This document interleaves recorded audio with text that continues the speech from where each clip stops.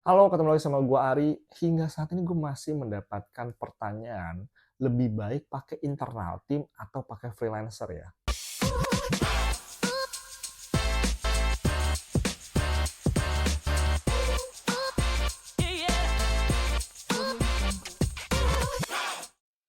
Apapun yang lu mau pakai untuk jadi timnya lu, it's okay. Kalau pakai internal team, enaknya itu adalah bisa double, triple job. Jadi mereka bisa mengerjakan di luar job desk utamanya mereka.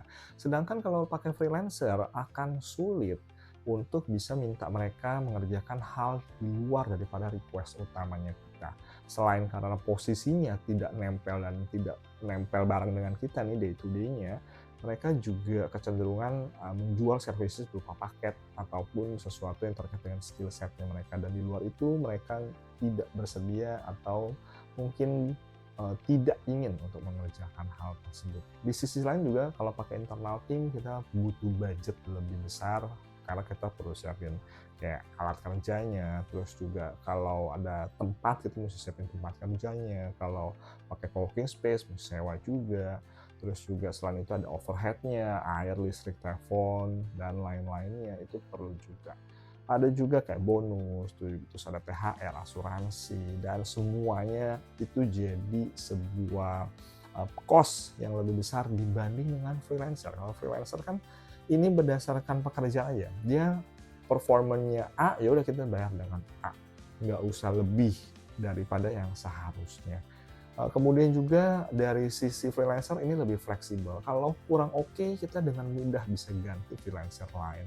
Ataupun kita bisa menggunakan lebih dari 1, 2, 3 freelancer, tidak menambah cost yang cukup besar. Karena kita mendapatkan output yang lebih besar juga. Sedangkan kalau di sisi internal team, kalau kita mau nambah jumlah personel, ini kan jadi cost-nya naiknya lumayan besar. Nah, ini hal-hal yang menjadi perbedaan dan juga kelebihan untuk antar internal team dengan freelancer. Mana yang paling cocok, gua juga nggak tahu. Lu yang paling tahu. Yang jelas cari tahu yang mana yang paling relevan sesuai dengan bisnisnya lu. Tapi saat ini teman-teman perlu tahu ada namanya kondisi skill ekonomi. Ada yang sebut ini sebagai gig ekonomi, ada juga sebut dengan creator ekonomi. Saat ini banyak banget pekerjaan atau hal yang di dalam lingkup bisnis bisa didelegasikan keluar, khususnya dalam area marketing ataupun digital marketing. Bisa didelegasikan keluar, nggak usah di dalam. Jadi di era skill ekonomi kayak gini, menurut pandangan gua, untuk internal team lu cukup bikin yang namanya slim organization. Lu bikin tim internal lu itu ramping dan langsing. Jadi cuman hanya orang-orang kunci aja, head-nya aja yang tahu plan-nya, yang bisa berpikir, bukan yang eksekusinya, tapi mereka adalah bagian yang ngerjain fungsi otaknya, kayak misalkan direktur atau manager level. Tapi di bawah itu, lu sangat possible untuk bisa delegasikan keluar, untuk bisa dieksekusi oleh freelancer, oleh vendor, oleh profesional.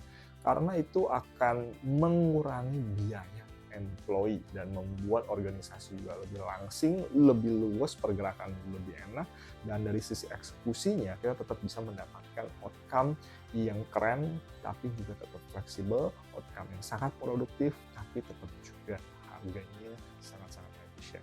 Itu dari gue, semoga bisa menjawab dan bisa